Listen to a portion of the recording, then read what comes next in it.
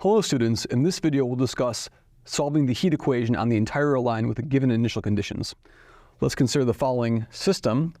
ut is equal to uxx. I'm looking at a function u of x and t, and I know that u of x and 0 is some function f of x. This is the heat equation where x now is between negative infinity and infinity, and t is greater than 0. So this is our heat equation.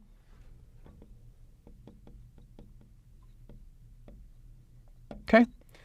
And so the key with the heat equation is notice there's a whole bunch of different properties of the heat equation. So the heat equation is translation invariant, right? It's translation invariant in space anyway, meaning that if uxt solves, then so does u of x minus h t also solves the equation. So it's translation invariant. It's 2.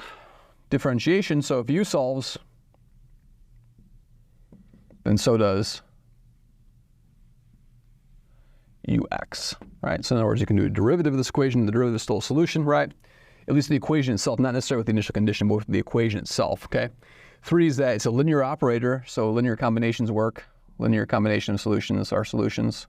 Combinations of solutions are still solutions. That's trivial to check because it's a linear operator, okay? And the most important one is the following. It's this convolution property, right?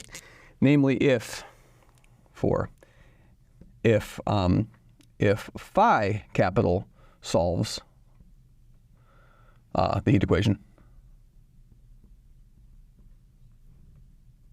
then so does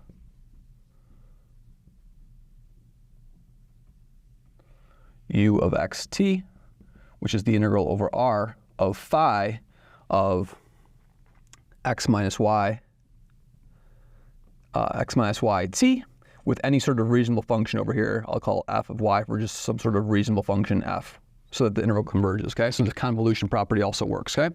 And that's an important one. Again, I'm not going to focus too much on the technical conditions that f needs to satisfy in order for this to be true, but if f is sufficiently regular, if it has sufficient decay at infinity, then this is no problem for us, okay? And so now what we're going to do is we're going to look at the final property of the heat equation, which is important for us, and that's the scaling, right? So and the scaling is the most important one. Actually, 4 and 5 are important. How does it scale? So if u of xt solves the heat equation,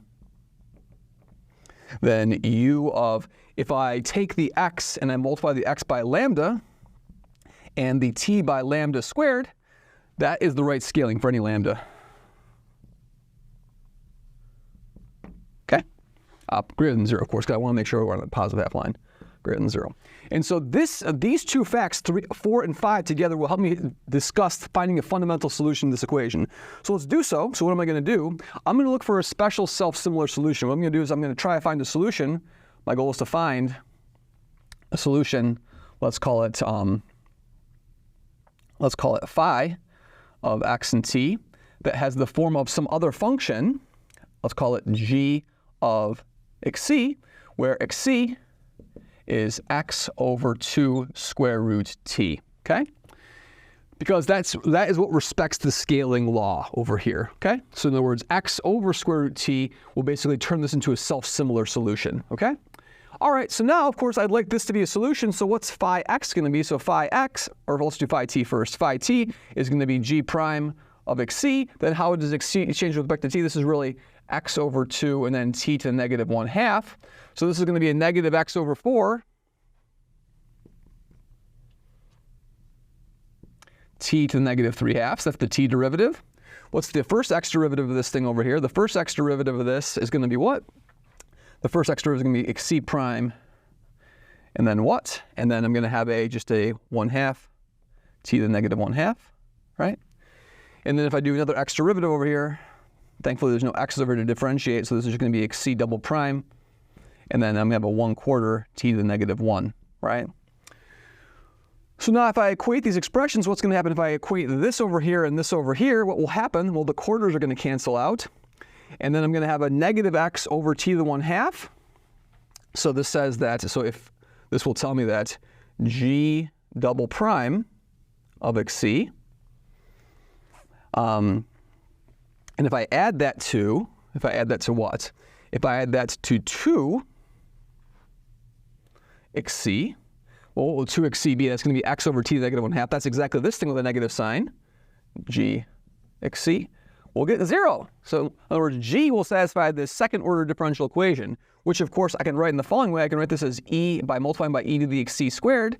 E to the xc squared, g prime of xc is equal to 0 using the product rule and the integrating factor.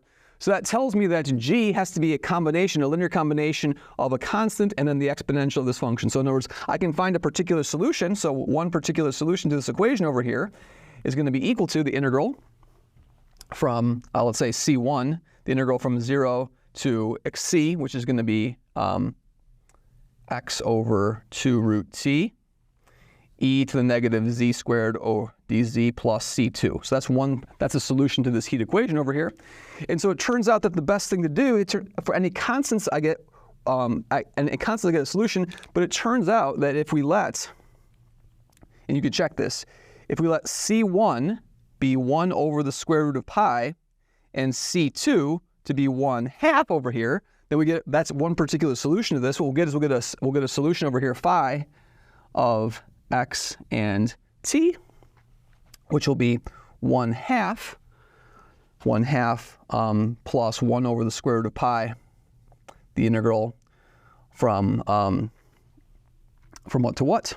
From 0 up to x over 2 root t, and then e to the negative z squared dz.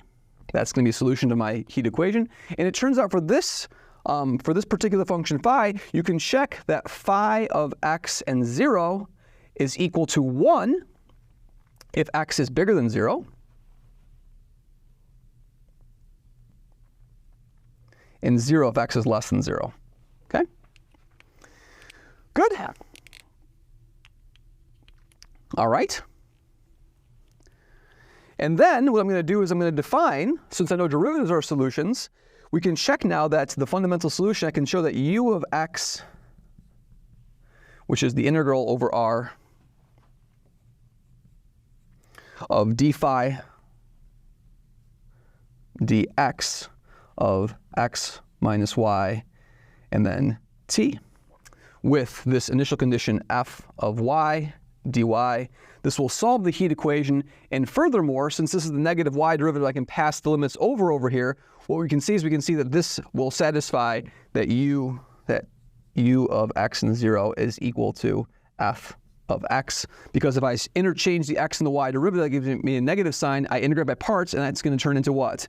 So this will turn into, if I plug in 0 in this formula, we're going to have at 0, I have u of x 0 is going to be negative the integral over r of partial phi partial y, because just by the symmetry of the variables there, and then of x minus y and 0, and then f of y dy. I'll integrate by parts and put the y derivative over there, and this becomes just the integral from negative infinity up to x of f prime of y dy, now with a negative sign, and that's just f of x, integrate by parts. So in other words, this function over here is the solution to my initial value problem star over there for the heat equation. Now it turns out that if you actually do the derivative, what you'll see that this function over here, partial phi partial x, has the following form. Looks like a 1 over 2 square root pi t, the exponential of negative x squared, negative x squared over 4t. And this function over here is called the heat kernel. Heat kernel.